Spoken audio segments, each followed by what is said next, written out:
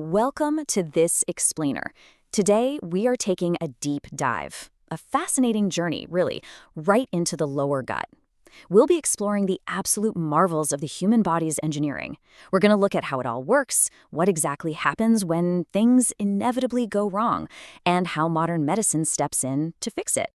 You know, you probably don't think about it much, but right now, your colon is quietly absorbing up to 5,000 milliliters of fluid every single day.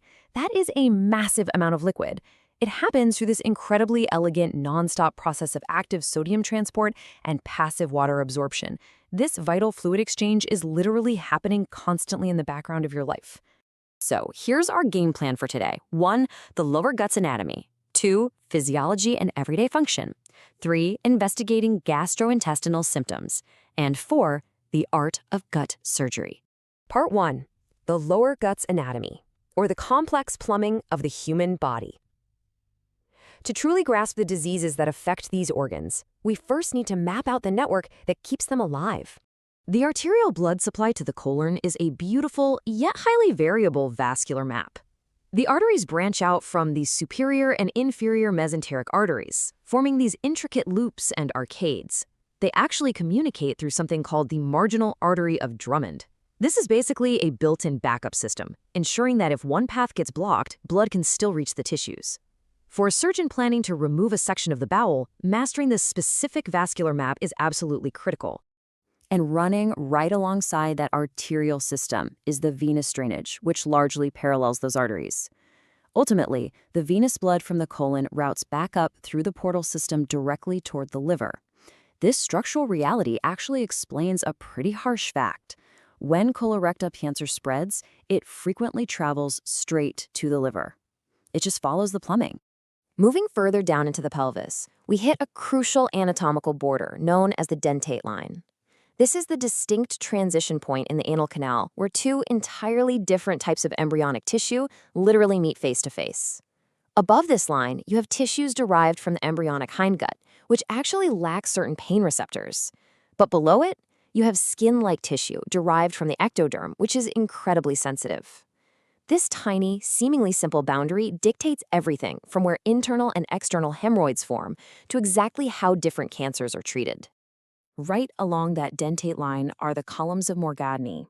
These are longitudinal mucosal folds that house microscopic anal crypts. Now, they might be tiny, but if a gland in one of these crypts gets blocked, it can spark a massive perianal infection or an abscess. It's crazy to think that a microscopic blocked gland right here can snowball into a very significant surgical problem. Part 2, physiology and everyday function. The invisible miracles of digestion and continence. Okay, so anatomy is just the static map, right? Physiology is the living, breathing territory. And here is a totally staggering fact for you. Roughly 30% of your fecal dry weight is composed entirely of bacteria.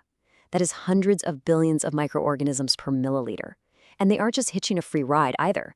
They're actively fermenting dietary carbohydrates into short-chain fatty acids that actually fuel the cells of your colon, while also providing a crucial defense line, colonization resistance, against harmful pathogens like C. diff. It's an entire ecosystem in there. So how does this system empty itself? Well, defecation is actually a highly coordinated mechanical sequence. When the rectum distends, it triggers a reflex. First, you generate intra-abdominal pressure, the Valsalva maneuver. Then the rectum contracts. But crucially, the pelvic floor muscles must consciously relax to open the anal canal.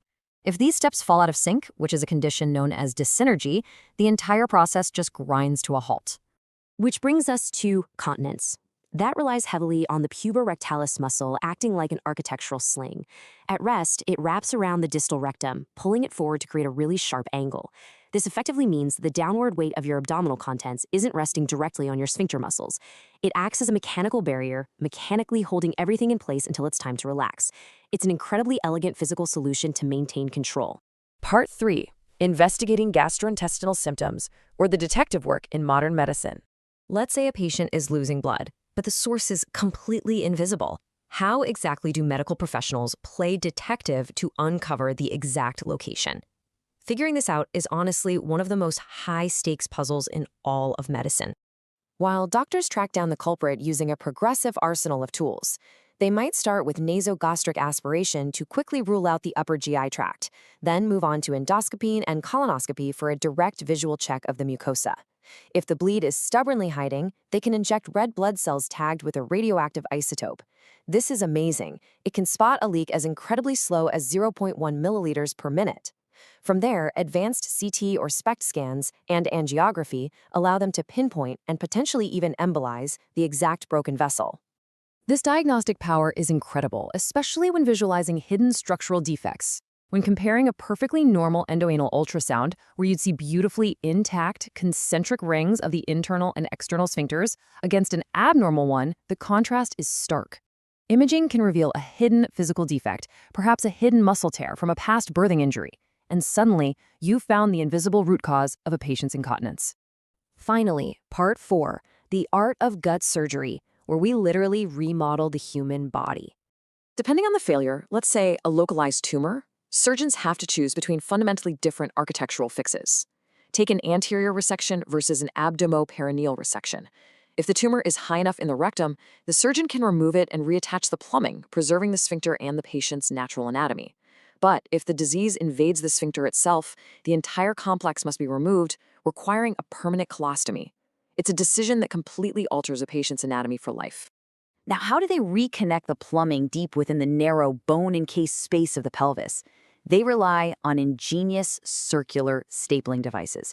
These tools are total game changers. They transform what used to be a nearly impossible hand-sewn task into a precise mechanical fix. The device is inserted, aligned, and fired to create a perfectly uniform, secure, stapled ring that reconnects the colon to the lower rectum in a matter of seconds. In some cases, like severe ulcerative colitis, the entire colon and rectum must be removed. But surgeons can actually remodel the small intestine to construct what's called a J-pouch. This creates a brand new biological reservoir to preserve continence. They literally fold the small intestine back on itself, open it up, and staple it into a pouch that mimics the storage capacity of the native rectum. It is just an absolute stunning feat of restorative engineering. As we wrap up this explainer, we really have to look ahead and ask ourselves, with the rapid rise of robotic telemanipulation granting unprecedented access deep within the pelvis, and our exploding discoveries regarding the human gut microbiome, what astonishing breakthroughs are coming next? How will they completely redefine gastrointestinal medicine in the next few decades? The plumbing of the human body is incredibly intricate, but our ability to understand and fix it is advancing every single day. Thanks so much for joining me, and keep questioning how the systems inside you really work.